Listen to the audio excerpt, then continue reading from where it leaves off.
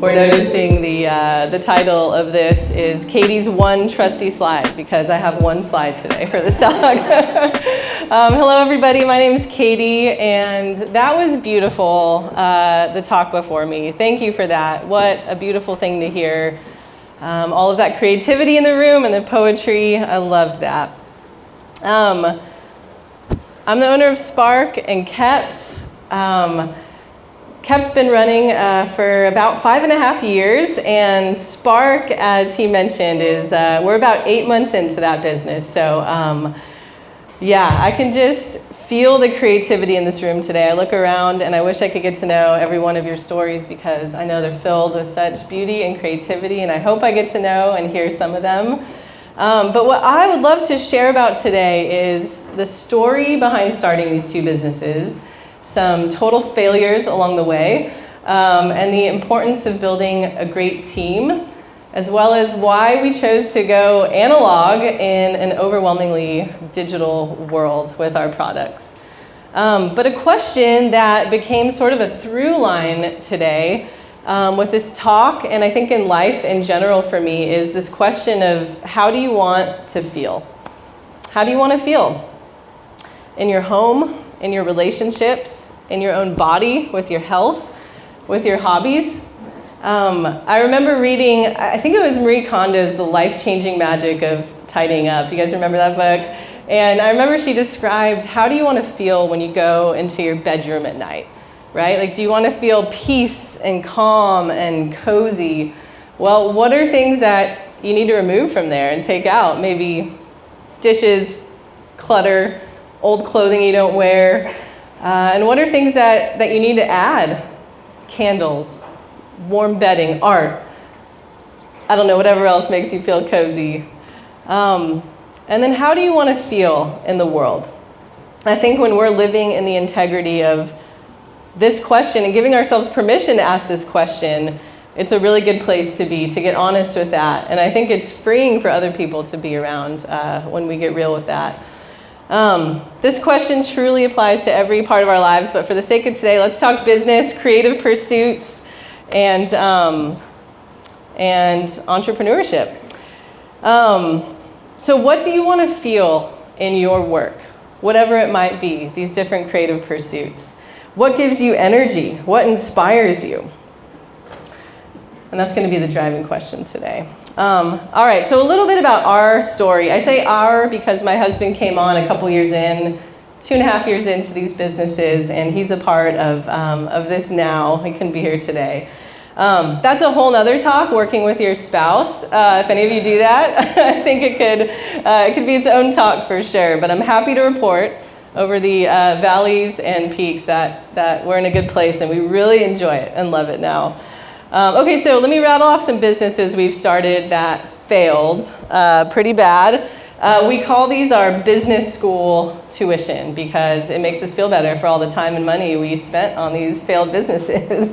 At least we learned some stuff. So first up was coffee roasting. We called it Umada Coffee, and just picture our entire business was a small toaster oven in our guest room of our fourplex. And I remember friends would come over and we'd tell them about this business, and they were like, is that it? Like a little toaster oven? So that was number one. Next up was our second failed business was Pin Pan, we called it. And the idea was turning people's Pinterest recipe boards into a hardbound cookbook. The idea was use technology to collect all the recipes, and we'll turn it into a cookbook for you, and you can not have to bring your iPad into the kitchen. But just picture really complicated spreadsheets and spending hours on each cookbook, and it just wasn't sustainable or scalable. So that was failed business number two. And the third failed business, you might think the third time's a charm, but not the case in our case. It was called Pen and Post, and this idea was you sign up for all the important events in the year that you don't want to forget to give or send a card for. So maybe mom's birthday, your anniversary. You come on our site, you pick out from these beautiful letterpress cards, and we'll send them to you right when you need them. But with this one, we spent all of our money on the software and the website and the design, and there was nothing left to promote this business and this product. So That one also failed. Right towards the end of that business, we got a meeting with this female CEO of a major stationery product company, and she was sort of interested in our technology and maybe our mailing list and what she could acquire potentially or buy, and they didn't like our software. And I remember she asked about our mailing list, and it was so dismal, you guys. It was one of those meetings that I was like, oh boy. So nothing came of that. And just like our mailing list for Pen and Post, our finances were so dismal at this point. We had taken these big swings, these big risks with these businesses, and we were in a pretty big mountain of debt. But yet, I asked myself, how do I want to feel? I gave myself permission to really answer that honestly. What were the things I really wanted in life, from the physical to how I wanted to feel, my relationships? And so we kept going. But a big one was I wanted margin. I wanted to have a business be the means for providing the things that I wanted in life. But I wanted to do it in a way where the hustle and the burnout didn't feel like it lasted forever. To build a team slowly and thoughtfully that handled someday most of the day-to-day operations, where I could lead at a more high-level capacity. So I had this idea for years for Kept. These are our birth to 18 baby books on the photo on the left, and it really came from something I wanted for myself. I wanted a baby book to write down memories from our kids' childhood that went their whole childhood, birth to 18. Most of the baby books at the time were, one, they were just cartoony or kind of cheesy, or they went to only 1 year old, where honestly I think most parents are kind of in a fog that first year. And so I wanted something that was beautiful, easy to fill out, and that went their whole childhood. So sometime into running our third business, Pen and Post, I saw another company doing this idea that I'd had for years, this baby book. And I told my husband, hey, I don't think we need to start another business after this one. I think someone did it, and I bought it. And there's a market for this book, but when I got it, I felt like there was some intention lacking.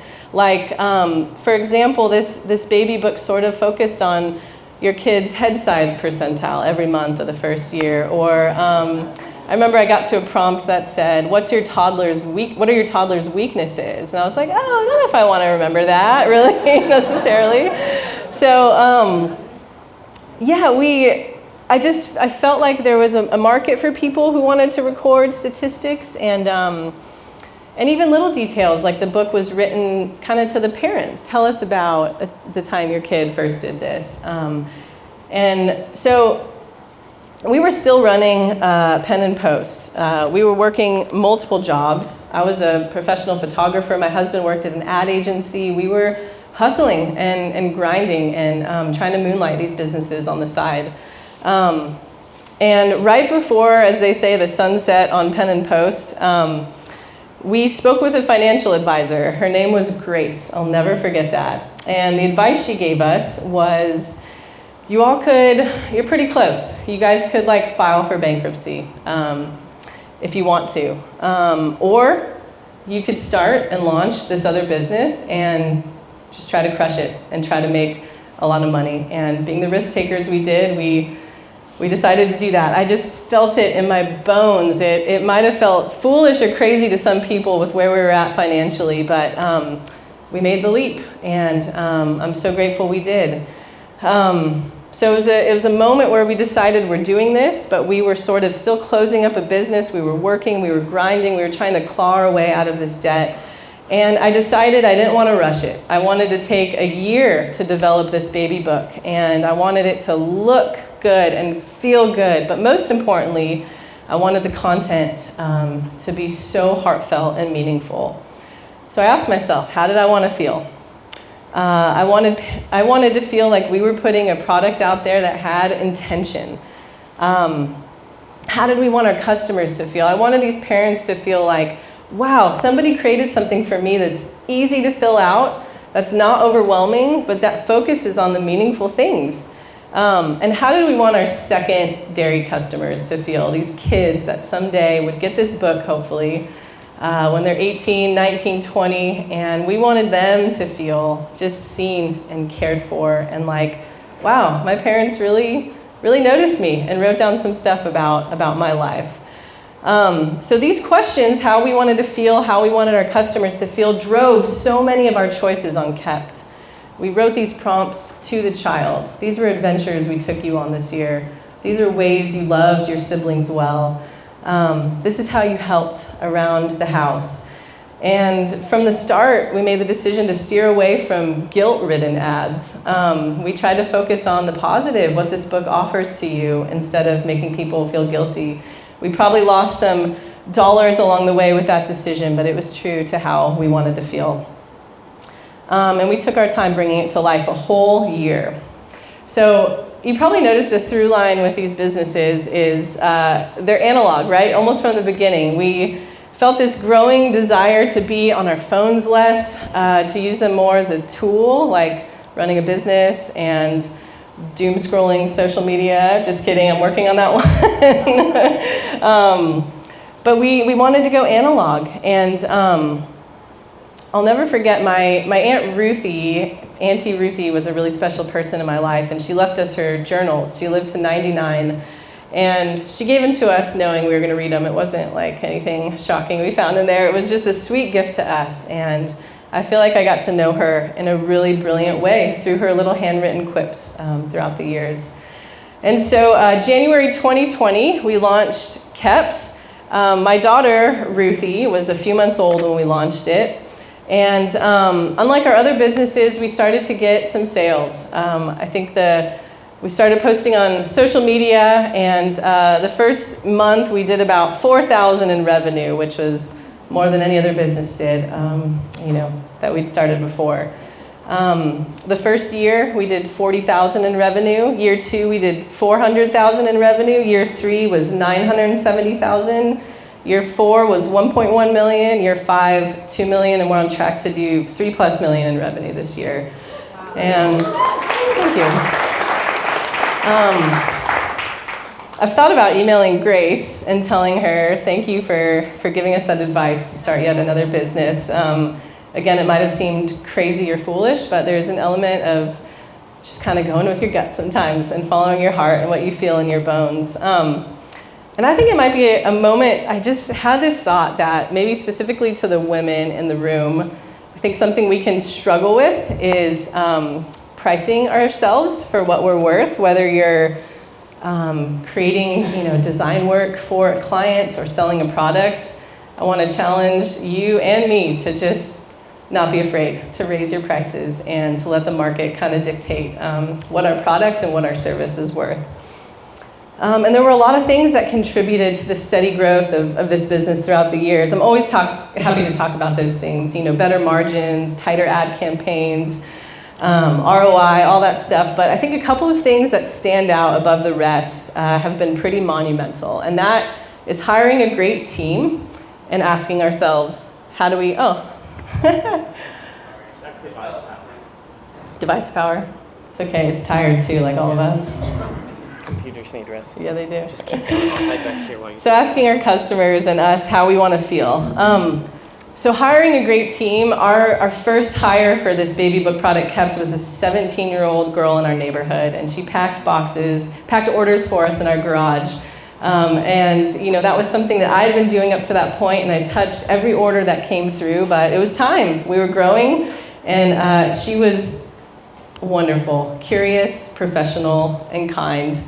And next up, our printer, who prints our books. We found a person who loves paper and loves printing, and I would fly to Salt Lake City for the first 2 years for every print run, and we would analyze the color and the texture, and it was so fun. And he's still to this day just kind, curious, and professional, and now prints these Spark magazines.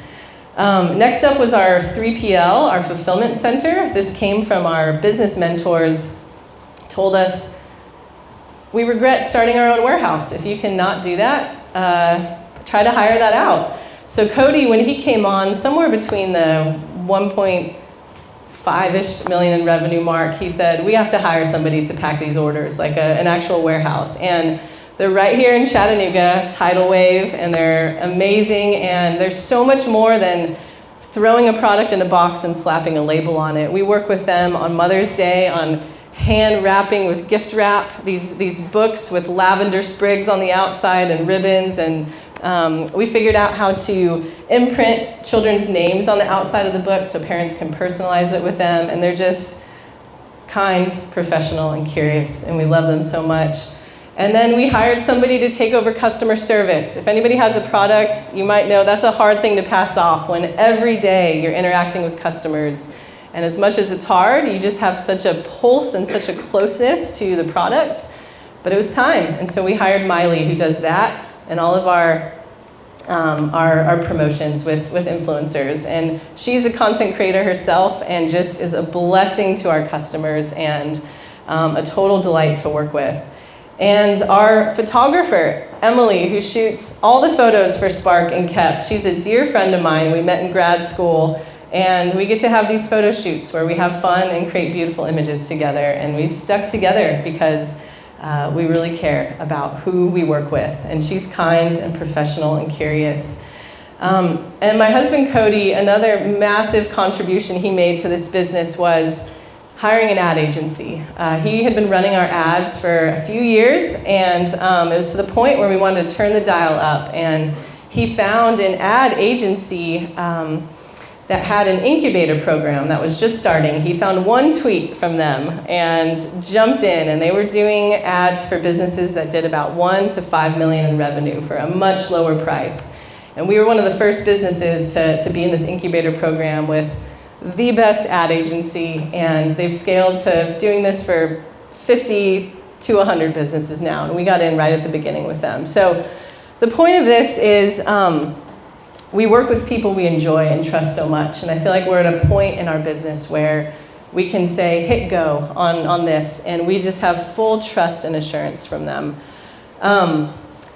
So about 4.5, almost 5 years into running Kept, the entrepreneurial bug was strong, and we had another idea, and that's Spark sitting in front of you today. And I'll never forget, we were on vacation sitting on a dock, and my husband and I said, I think it's time to do this. And you'll probably notice these businesses we've started, they haven't reinvented any wheels. People are already buying baby books. They're already subscribing to kids' magazines. But I love this idea of looking at a product and saying, how can we design this or make it with a little more intention, with a little more heart?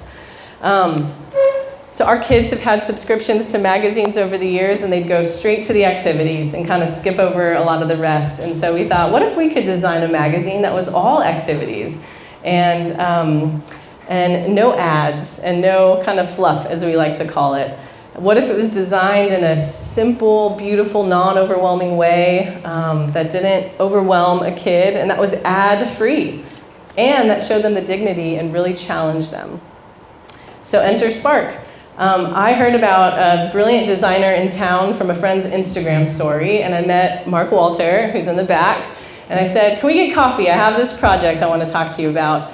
And Mark said, I think my agency would be a great fit for this. And from the beginning, I could tell that Mark was our guy to lead the design on this. He is creative, curious, professional, and kind. And it's the best decision in the world that we made to hire Whiteboard for our design. So just going to plug that if you guys have any needs there. But this team, it's everything. We work together weekly, and it's an environment that's professional and collaborative and full of grace and just a total delight to work with. And the monthly subscribers, they're growing by the thousands, and the feedback is good, and it's just been so sweet. So I'm from Los Angeles, and we've been in Chattanooga for 3 years, and as you mentioned, we're getting ready to move back. In like 2 hours, we're starting our road trip back today. So really glad that we're not here to impress today, because I was moving this week, and you all know how awful that can be.